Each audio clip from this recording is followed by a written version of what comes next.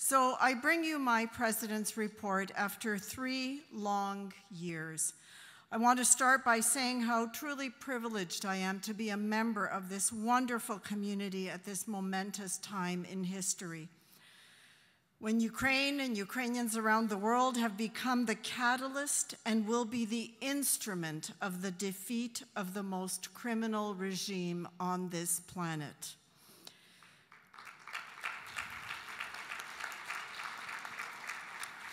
I offer a caveat that this report is just a taste of what our great team in Ottawa has been doing for the past 3 years. We would be here for a week if I were to recount to you the prodigious volume of work that our small but mighty team produces only on a daily basis. So let's go. How do we work at the UCC? We work around the 3 pillars, which are celebrating and advancing our Ukrainian-Canadian identity, growing our community, and of course, top of mind most recently has been our support for Ukraine. For the past year, our priority has been supporting Ukraine's defense against Russia's war of aggression. We have held rallies. You have rallied, demonstrated, and called publicly, loudly and persistently for support for Ukraine, and you have done it from coast to coast. Thank you to Markian Schwetz for his blueprint, Demonstrations 101, and to all organizers and participants in these rallies where you have stood with Ukraine week after week, and I know that you will continue to do so. Our team in Ottawa monitors the situation day by day, and depending on circumstances, we develop policy recommendations to our governments at all levels, federal, provincial, and municipal. But we need you to amplify our messaging. We issue calls to action and we provide talking points which allow us to speak with one voice. And thank you to everyone who has written a letter, called their local representative, appeared in the media, and carried our message out to the world. We also make policy recommendations. The top ones have been to provide weapons and military support for Ukraine, to provide economic and humanitarian assistance, designate Russia as a state supporter of terrorism, and of course, expel those nasty Russian diplomats from Canada. And of course, to implement a full trade embargo against Russia so that we turn off the tap that finances the war against Ukraine. So what does our team in Ottawa do? We communicate regularly with the Prime Minister's office, cabinet, shadow ministers, and critics. You can see the evidence of that in the participation in this morning's opening ceremonies. We communicate with the members of Parliament of all parties because Ukraine is not a partisan issue. We testify at Senate and House committee hearings on foreign affairs and other committees. We send briefing notes to members of Parliament and we issue statements to the public.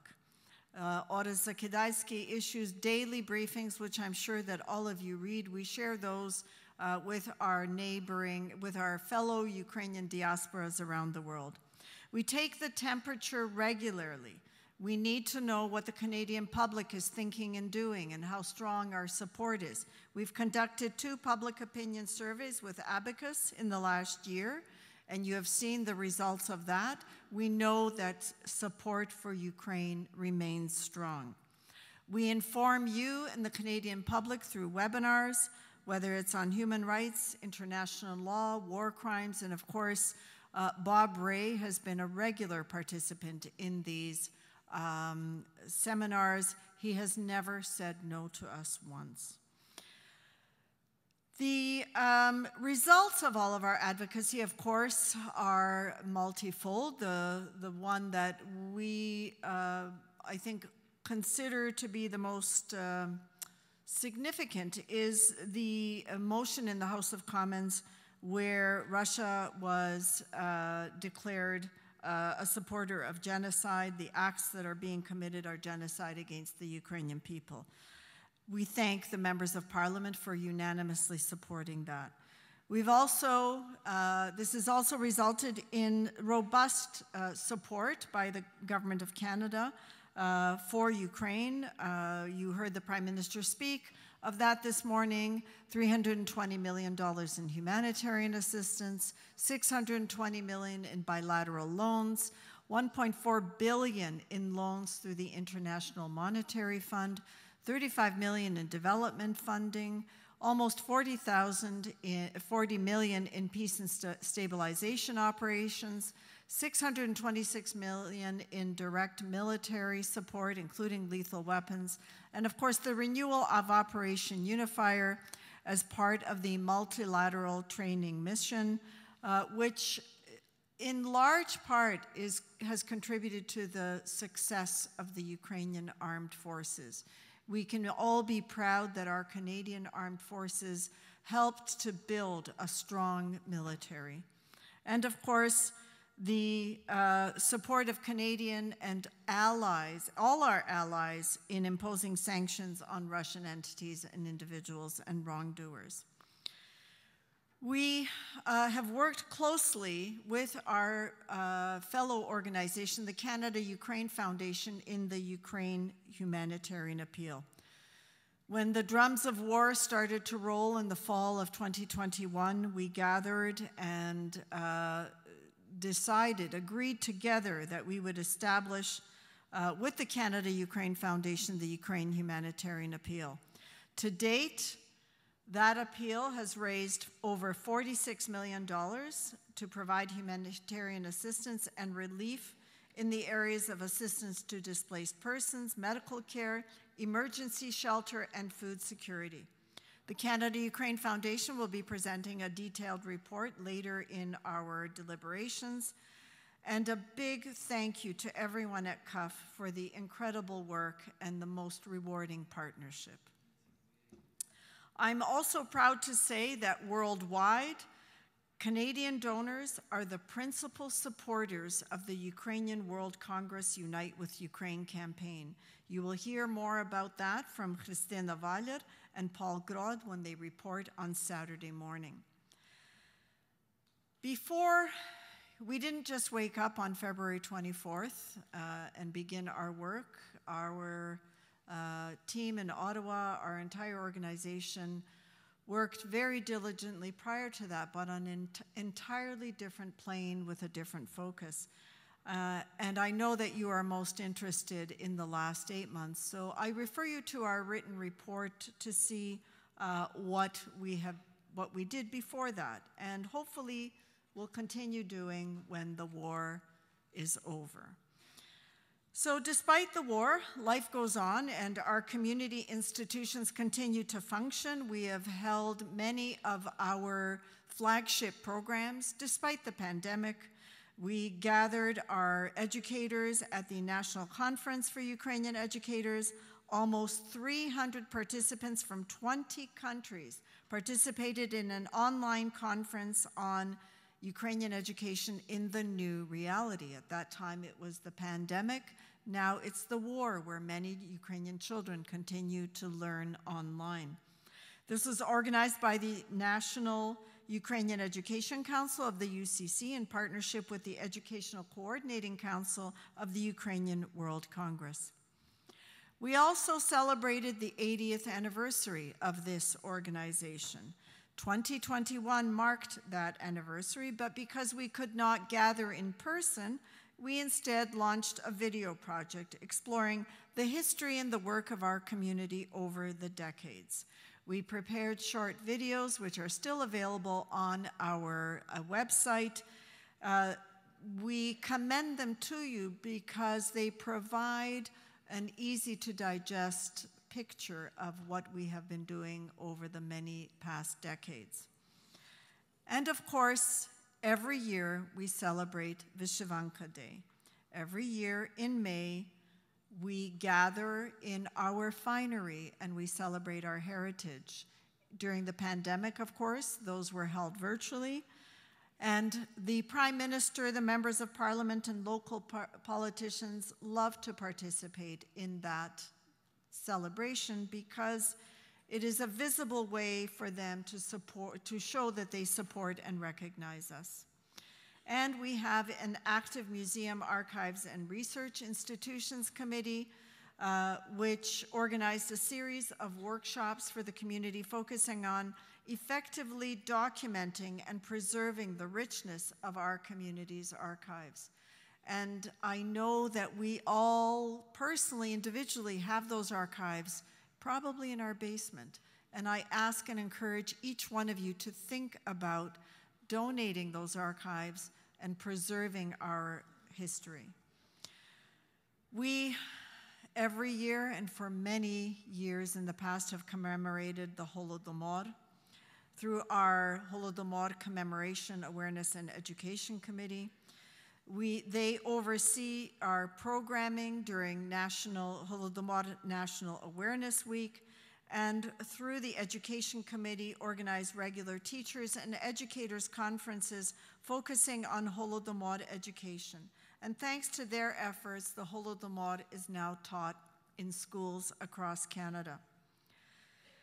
In March of 2021, we launched the Atlantic Canada Recognition Campaign. And in April of 2022, I'm proud to say that the Nova Scotia Legislature recognized the Holodomor as an act of genocide and established the fourth Saturday in November as Holodomor Memorial Day in Nova Scotia.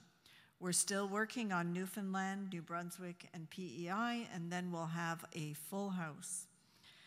The National Awareness Tour, the Holodomor Mobile Classroom, is a joint project of the Canada-Ukraine Foundation, the Ukrainian Canadian Research and Documentation Center, and the Holodomor Research and Education Consortium. It continues to tour Canada coast to coast to raise awareness and educate all Canadians about the Holodomor. And of course, Holodomor Remembrance Day now takes place in schools across Canada in April of every year. We have also lobbied for the recognition of the Crimean Tatar genocide. We advocated consistently for this to recognize that the 1944 deportation of Crimean Tatar people, the Sugurnilik, as an act of genocide perpetrated by the Soviet communist regime against the Crimean Tatar people. And on May 18th, 2022, the House of Commons unanimously adopted a motion recognizing this crime as an act of genocide. We also, as you heard this morning, commemorate Canada's first national internment operations. The committee, with the support of the Canadian First World War Internment Recognition Fund, organized a series of online events to build awareness and educate about internment during World War I. This culminated in the online commemoration of the centenary of Canada's first national internment operations in June of 2020. In the fall of 21, we launched a campaign financed by the Internment Recognition Fund, which reached hundreds of thousands of viewers on social media and the internet. The campaign will continue this year as well, and just yesterday you saw the photograph of our delegation laying a wreath at the internment monument here in Winnipeg. We also observe Genocide Remembrance Month, held in April of every year. We are part of a coalition of the Armenian, Jewish, Roma, Rwandan, Ukrainian, and Yazidi citizens of Canada. We are a nation largely of immigrants who have each experienced our own version of hell, and we come together at that time to remember together. And of course, my report would not be complete without talking about our community's response during the worldwide pandemic. In the spring of 2020, our response was based on a multi-pronged approach. We provided education to our community. We organized webinars and workshops for individuals and organizations. We supported our seniors and vulnerable members of our community. We stayed connected and informed despite the inability to meet in person. We advocated for our community and our organizations, and we supported vulnerable children in Ukraine, and we thank our partners, MIST and CUF, and Help Us Help for organizing that. Thank you to every one of you who donated your time and support to support the vulnerable Canadians in our society during the pandemic. We also had time to focus on the federal election in 2021. As we do each time there is an election, we identify policy issues and we survey party leaders on their support for Ukraine.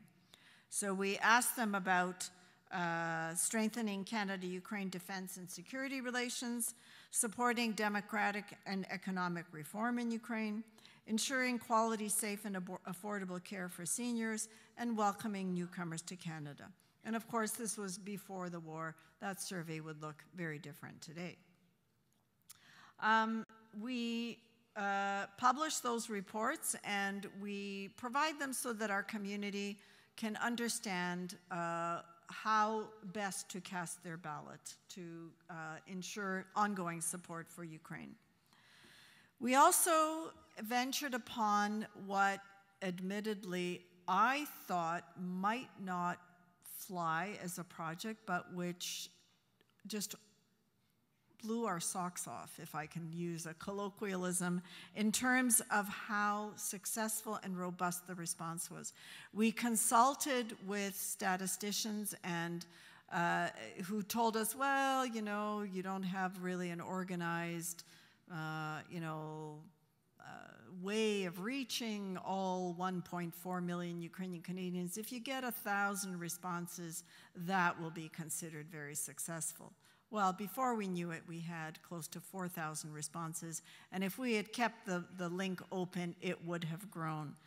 And so this was done with the support of the UCC CNE Trust and the Temerte Foundation. It was the first ever national survey of Ukrainian Canadians, and it was the comprehensive analysis of the results, which helps our community address ongoing challenges and creates new opportunities for building engagement, participation, and inclusion. We've been analyzing those results and taking them out into the field.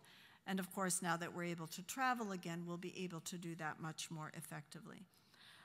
The report is in your materials, and moving forward, we look forward to working with all of you from coast to coast to continue to build our community, and of course now integrating Ukraine's displaced persons in the fabric of our lives. We take pride in a number of projects that have existed at the UCC, and I want to thank our past president, Paul Grod, for reviving our Ukrainian parliamentary internship program. It was established in 2017, or revived in 2017, and since then, 8 interns have been welcomed to Ottawa. The Paul Yuzik Institute for Youth Leadership provides training to the interns, and I think we have been successful in placing every one of those interns in a permanent position. And in aid of all of that, we called upon our former ambassador, Roman Vashchuk, and his wife, Oksana Smirchuk. In February of 2020, we honored them for their contribution to public service and to Canada-Ukraine relations at a special tribute gala in Toronto on February 1, 2020. That was the last large event our community held before the pandemic. And thanks to the generosity of our sponsors and supporters, and of course to Roman and Oksana, we established a fund within the UCC Charitable and Education Trust, which now helps to fund the Parliamentary Internship Program, as well as the UCC Community Development Fund. And on that occasion, Roman Vashchuk was presented with the Taras Shevchenko Medal for his outstanding contribution to public service. And now I turn to the acknowledgements to all of you. None of the success of the UCC would be possible without our volunteers. In every province, in every city, in every organization, we have many hands which join together to form the fabric the mesh that makes our community strong. And because of the dedication of our volunteers who give countless hours of their pro bono time in service to our community, we are the envy not only of Canada, but of the Ukrainian worldwide diaspora. So I want to start by thanking our executive committee, Hanya, Olesya, Elena, Kasian, Ola, Natalia, and Mikhailo. We couldn't do it without you. Thank you. And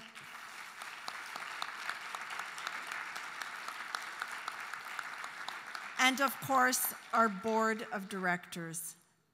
I hope you can read that small print. There are so many of you, it was hard to fit on one screen, and I'm so glad that Ola has done such an efficient job to rally all the nominations for the next board, which we know will be as dedicated as the past. I want to thank our advisory council. Sorry, Otis. Led by Jim Temerte and Ian Ignatovic. They have been instrumental in providing us with support and advice for many, many years, and we are grateful to them for that. And of course, our provincial councils, our presidents from coast to coast. We have Natalia in the west, who has now been succeeded. We have Oresya in Alberta, Elena in Saskatchewan, Joanne in Manitoba, Taras Bahri in Ontario, Mikhailo Shvets in Quebec, and we're looking at forming an Atlantic Council. We'll need a bylaw amendment, Mr. President, but we'll look at that later. But because of the influx of newcomers in that part of Canada, we want to integrate them not only as guests of the Congress, but as part of our organizational structure.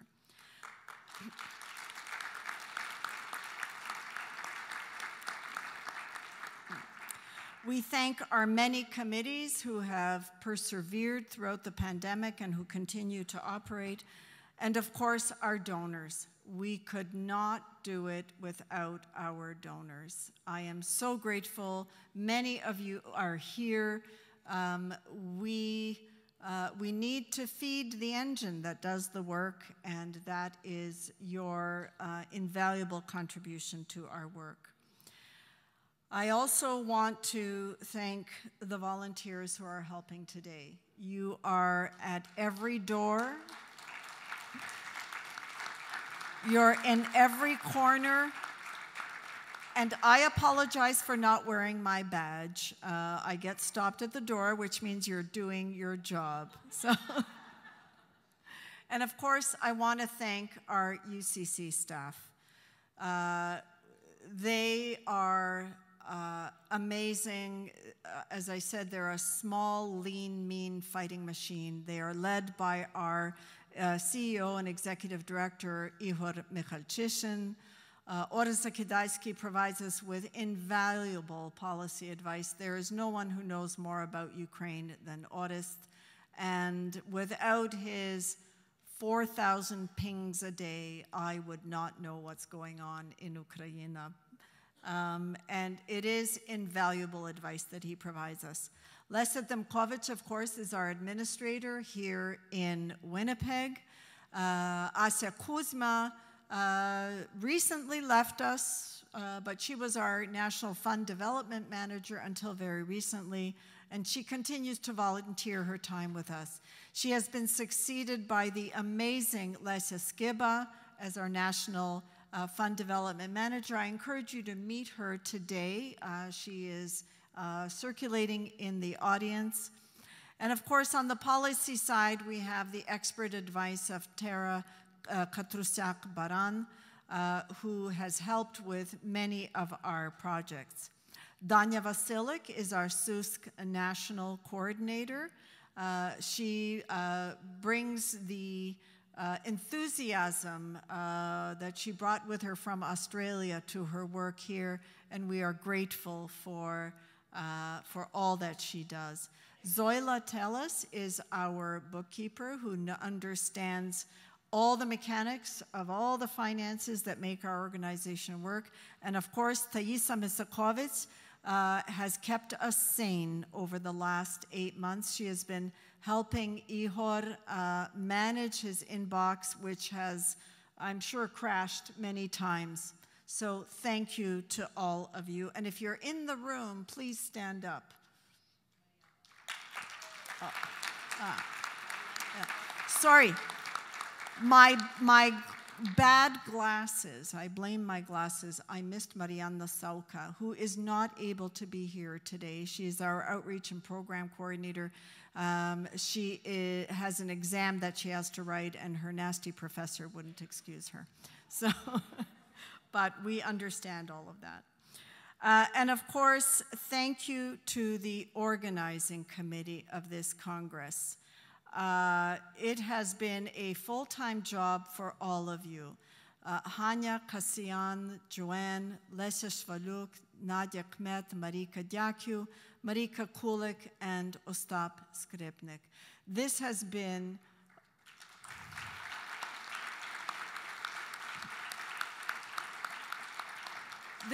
a monumental effort, and they have accommodated our growing numbers.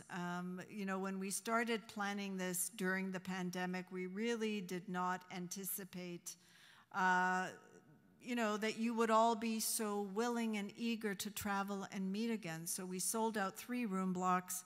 I joked about Joanne building another hotel, but I'm sure she would have. And of course, this room is full to the rafters. And we will welcome even more of you at the dinner on Saturday evening. So I want to end by, of course, I've thanked our donors, but I want to end by thanking 2 members of our executive committee who unfortunately will not be serving with us in the future.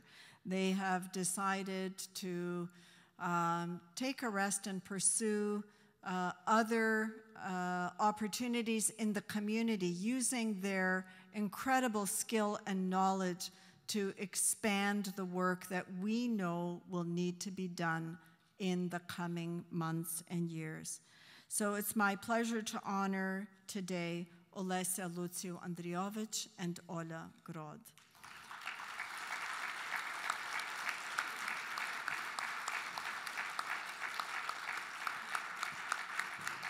Olesia is a native of Edmonton, Alberta. She grew up in Sum and then graduated, I guess, to the League of Ukrainian Canadian Women, a sister organization, serving as its president from 2012 to 2013. Olesia joined the UCC Alberta Council a decade ago, serving first as vice president and then stepping into the role of president from 2012 to 2019. And in that capacity, Olesia worked closely with all levels of government and the many community organizations that make Alberta their home. She has served as vice president on the executive committee of UCC National from 2019 to 2022. From 2006 to 2019, Olesia represented Canada on many Canadian election observer missions in Ukraine in both parliamentary and presidential elections. Olesia is a registered nurse by profession and has worked with the government of her home province, Alberta, for over 2 decades. Ola Grod, what can I say about my friendka? Ola has been a fixture in our community, both in Ontario and in Saskatchewan. Ola's East-West experience has given her a unique perspective on the dynamics of our community, and by the way, she has one of the best contact lists in this country. And she always tells me, Lesu, that's not gonna fly in Saskatchewan. So, Ola grew up in the ranks of Sum, and while raising her young family in Saskatchewan, she organized many summer camps for youth in that community. We have benefited greatly from Ola's professional project management skills in endeavors as diverse as the Toronto Ukrainian Festival, which she helped co-found 26 years ago, to co-chairing the community's first election observer mission during the Orange Revolution in 2004. Ola has served on the executive committee from 2019 to 2022. For all of this and much more, Ola was awarded with the UCC's Shevchenko Medal in 2016. So I would ask Olesya and Ola to join me on the stage now.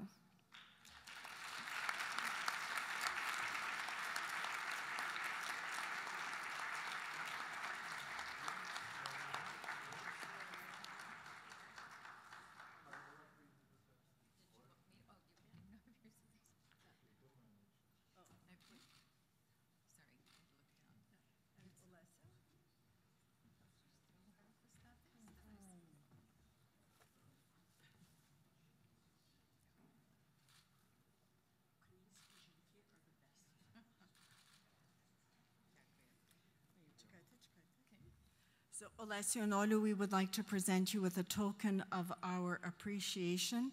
It's a Pisanka mosaic, which I know that with your love of Ukrainian culture and tradition, you will display prominently in your homes. Дякую.